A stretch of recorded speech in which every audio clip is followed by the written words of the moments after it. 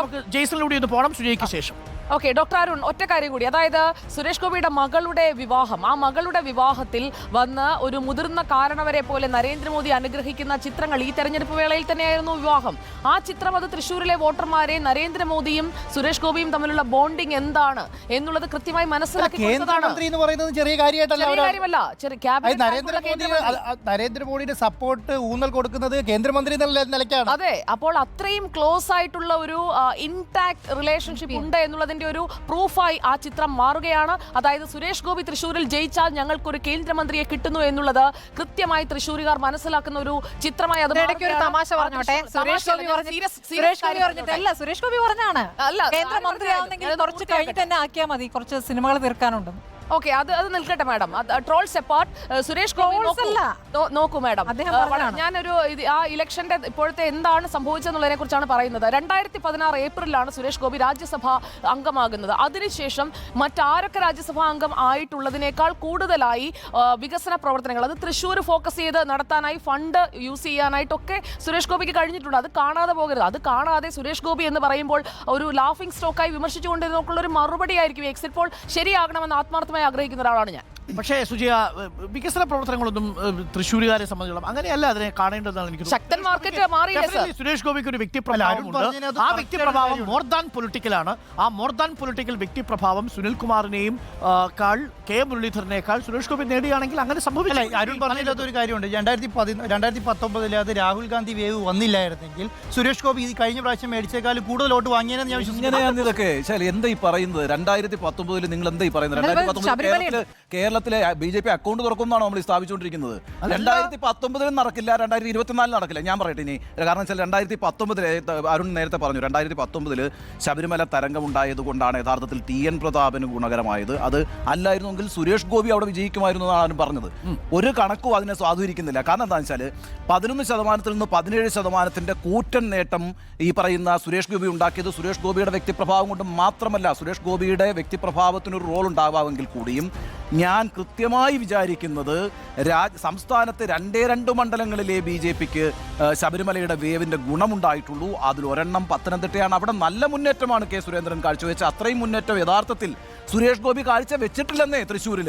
അപ്പോൾ തൃശ്ശൂരിൽ അവിടെ 17% ഉയർത്തിയത് സുരേഷ് ഗോപിയുടെ വ്യക്തിപ്രഭാവത്തിനപ്പുറം അവിടുത്തെ ഹിന്ദു വോട്ട് ബാങ്കിൽ ശബരിമലയ്ക്ക് അനുകൂലമായ ഒരു തരംഗമുണ്ടായതുകൊണ്ടാണ്. നമ്മൾ ഇപ്പോഴും ചർച്ച ചെയ്യുന്നുണ്ടല്ലോ ഈ 5 പോയിന്റുകൾ നമ്മൾ എടുത്തതിനകത്ത് പൂരം ഒരു വിഷയമായിട്ട് നമ്മൾ പറയുന്നുണ്ട്. അവിടെ ആ പൂരം അവിടെ ഇഫക്റ്റ് ഉണ്ടാക്കുമെന്ന് പറയുന്നത് ഏത് വിഭാഗത്തെ വെച്ചിട്ടാണ് പറയുന്നത്? ഹിന്ദു വിഭാഗത്തെ വെച്ചിട്ടാണ് പറയുന്നത്. നമ്മൾ വിലയിരുത്തുന്നത് എക്സിറ്റ് പോളിൻ്റെ അടിസ്ഥാനത്തിൽ ഇപ്പം ഒരു മുന്നേറ്റം ഉണ്ടാകുമെന്നൊക്കെ നമ്മൾ ഈ എക്സിറ്റ് പോളുകാർ പറയുന്നതിൻ്റെ അടിസ്ഥാനത്തിലാണ് ഈ തൃശ്ശൂർ നമ്മളിപ്പോൾ ഇത്ര വിശദമായി ചർച്ച ചെയ്യുന്നത്, തിരുവനന്തപുരം വിശദമായി ചർച്ച ചെയ്യുന്നത്. ഞാനതിനെ വിശ്വസിക്കുന്നതേ ഇല്ല. 36-37% വോട്ട് സമാഹരിക്കാതെ തൃശ്ശൂരൊന്നും പിടിക്കാൻ കഴിയില്ല. അത്രയും വോട്ടിലേക്ക് അവിടെ എത്തില്ല. കഴിഞ്ഞ പ്രാവശ്യം ശബരിമല ഉണ്ടായിരുന്നുകൊണ്ട് 17% ഒരു കൂറ്റൻ മുന്നേറ്റം ഉണ്ടാക്കാൻ കഴിഞ്ഞു. അങ്ങനെ 28% എത്തിച്ചു.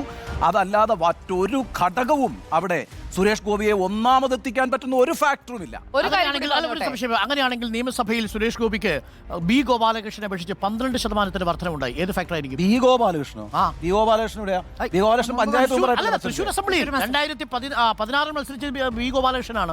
ആ ബി ഗോപാലകൃഷ്ണനെ അപേക്ഷിച്ച് 2021 സുരേഷ് ഗോപി തൃശ്ശൂർ നിയമസഭാ മണ്ഡലത്തിൽ മത്സരിക്കുമ്പോൾ 12% വർധനമുണ്ടായി. അവിടെ കോൺഗ്രസിന്റെ കാൻഡിഡേറ്റ് ആരാ? അവിടെ പത്മജ വേണുഗോപാൽ എത്ര വോട്ടിനാ തോറ്റത്? പത്മജ വേണുഗോപാലും പി ബാലേന്ദ്രനും തമ്മിലുള്ള വ്യത്യാസം കേവലം 900 വോട്ട്. എന്താ കാര്യം? കാര്യം എന്താണ്? അവിടുത്തെ ഈ സുരേഷ് ഗോപി ഒരു മോശപ്പെട്ട കാൻഡിഡേറ്റ് ആണെന്ന് സ്ഥാപിക്കുകയല്ല എന്റെ ലക്ഷ്യം. ഞാൻ കൃത്യമായി പറഞ്ഞുകൊണ്ടിരിക്കുന്നത് നല്ല 3 കോർണേഡ് ആയിട്ടുള്ള ഒരു ഫൈറ്റ് നടക്കുകയും ആ ഫൈറ്റ് അതല്ലല്ല അങ്ങനെയല്ല. ഞാൻ അങ്ങനെയൊന്നും ഞാൻ പറഞ്ഞിട്ടില്ല. കണ്ടൻഷനേ ഉള്ളൂ. ശബരിമല വിഷയം തൃശ്ശൂരിൽ സുരേഷ് ഗോപിക്കെതിരായിട്ടുണ്ടോ? ഞാൻ പറയുന്നു ആ തരംഗത്തിൽ ശബരിമല വിഷയം കേരളത്തിലുടനീളം UDF അനുകൂലമായി. പത്തനംതിട്ട ഡെഫിനറ്റ്ലി എക്സെപ്ഷൻ ഉണ്ട്. സ്വാഭാവികമായി കെ സുരേന്ദ്രന്റെ വോട്ട് വർദ്ധിച്ചു.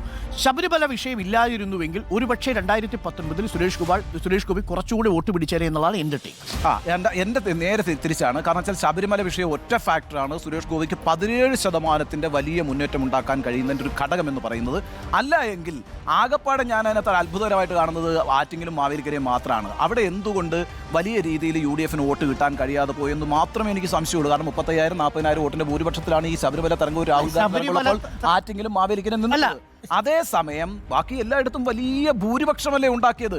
അതുകൊണ്ട് ഈ പറഞ്ഞ ശബരിമല തരംഗത്തിന്റെ ഗുണഭോക്താവാണ് TN പ്രതാപൻ, ശബരിമല തരംഗത്തിന്റെ ഗുണഭോക്താവാണ് സുരേഷ് ഗോപി. അത് രണ്ടായിട്ട് ഭിന്നിച്ചു പോവുകയും അതിൽ കൂടുതൽ അഡ്വാൻറ്റേജ് TN പ്രതാപന് കിട്ടുകയും. ശബരിമല തരംഗത്തിൽ എവിടെയാണ് ഉണ്ണി ബാലകൃഷ്ണൻ കോട്ട സംഭവിച്ചത്?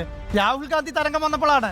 രാഹുൽ ഗാന്ധി തരംഗമാണ് എൻ്റെ കേരളയിൽ അന്ന് ആഞ്ഞടിച്ചത്. അതുകൊണ്ടാണ് ഇടതുപക്ഷം പോലും പിടിച്ചു നിൽക്കാൻ പറ്റാത്ത ഒരു സീറ്റിലേക്ക് ഒതുങ്ങേണ്ടി വന്നത് രാഹുൽ ഗാന്ധി തരംഗമാണ്. ആ രാഹുൽ ഗാന്ധി തരംഗം വന്നില്ലായിരുന്നെങ്കിൽ ഒരു കാരണവശാലും അന്ന് ഏറ്റവും കൂടുതൽ ചർച്ച ചെയ്യേണ്ടിയിരുന്ന വിഷയം ഏതാണ്? ശബരിമലയാണ്. അവസാന ഘട്ടം, ഇലക്ഷന്റെ അവസാന ഘട്ടത്തിൽ ശബരിമല ചർച്ചയായിട്ടില്ലാന്നേ. ചർച്ചയായത് മുഴുവൻ പ്രധാനമന്ത്രി സ്ഥാനാർത്ഥി ശബരിമല തരംഗം ഗുണം ചെയ്ത UDF ഉള്ളൂ. അല്ല, ഞാൻ പറഞ്ഞത് അന്നേരം വന്നത് മുഴുവൻ രാഹുൽ ഗാന്ധിയും പ്രധാനമന്ത്രി സ്ഥാനാർത്ഥിയും ഇന്ത്യ മുന്നണി. ശബരിമല വിഷയത്തിൽ UDF എടുത്ത നിലപാടാണ് യഥാർത്ഥ നിലപാട്. NSS പോലും അങ്ങനെ ഒരു നിലപാടെടുത്തു. രാഹുൽ ഗാന്ധി പ്ലസ് ശബരിമല എന്നുള്ളത് രണ്ടും രണ്ടായിട്ട് കാണരുതെന്നാണ് എന്റെ അഭിപ്രായം. കാര്യം കപ്പിൾഡ് ആണ്. അതാണ് ശബരിമല കഴിഞ്ഞ തവണ ഒറ്റയ്ക്ക് നിന്ന വിഷയമല്ല. ശബരിമലയോടൊപ്പം രാഹുൽ ഗാന്ധിയുടെ എൻട്രി കൂടി വന്നതോടുകൂടി ആ ശബരിമലയുടെ എഫക്റ്റ് കൂടി കോൺഗ്രസിനും UDFനും പോകുന്ന സ്ഥിതിവിശേഷം ഉണ്ടായി.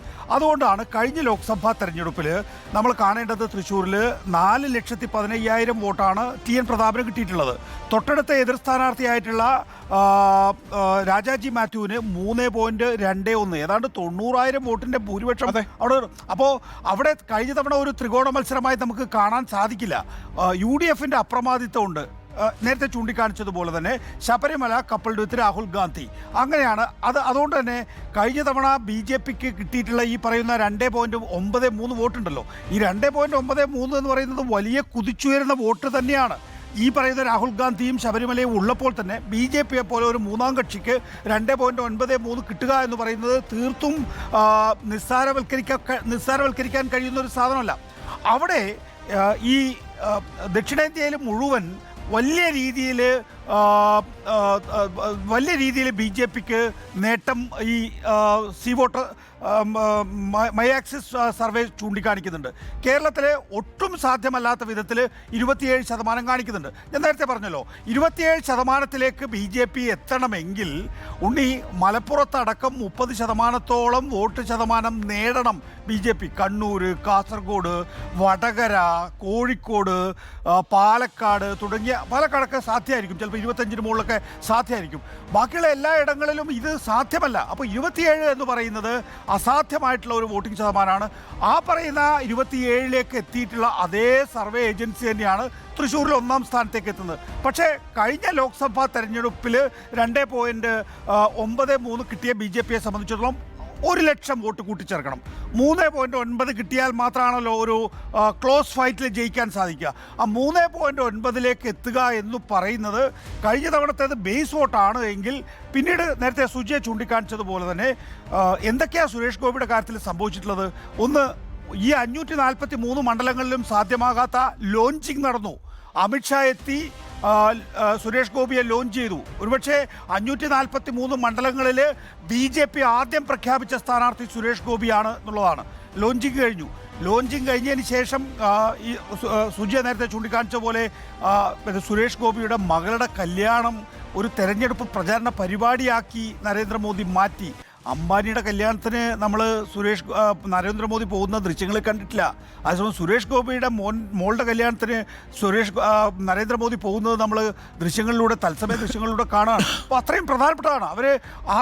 ഞാൻ തൃശ്ശൂർ ലോക്സഭാ മണ്ഡലത്തെ കാണുകയാണെങ്കിൽ ഇതൊക്കെ ഈ അമിത്ഷായും നരേന്ദ്രമോദിയും നേരിട്ടിറങ്ങി എന്ന് മാത്രമല്ല, OBCയുടെ പോളറൈസേഷൻ ഉണ്ടാക്കാൻ വേണ്ടി വളരെ നിർണായകമായ ഘടകമാണ് തൃശ്ശൂർ ലോക്സഭാ മണ്ഡലത്തിൽ OBC. അവിടെ ചില പ്രത്യേക വിഭാഗങ്ങളുണ്ട്. അതായത് നമ്മൾ സാധാരണഗതിയിൽ കാണാത്ത ചില വിഭാഗങ്ങൾ, അത് ഈ ആശാരി, മൂശാരി അങ്ങനെയുള്ള ചില ചെറുവിഭാഗങ്ങളെന്ന് കണക്കുന്നത്. എന്നാൽ കൺസോൾഡേറ്റ് ചെയ്യാൻ കഴിയുന്ന ചില വോട്ടുകളുണ്ട്. ആ കൺസോൾഡേറ്റ് ചെയ്യാൻ കഴിയുന്ന വോട്ടുകൾ BJP കൺസോൾഡേറ്റ് ചെയ്യാൻ ശ്രമിച്ചിട്ടുണ്ട്.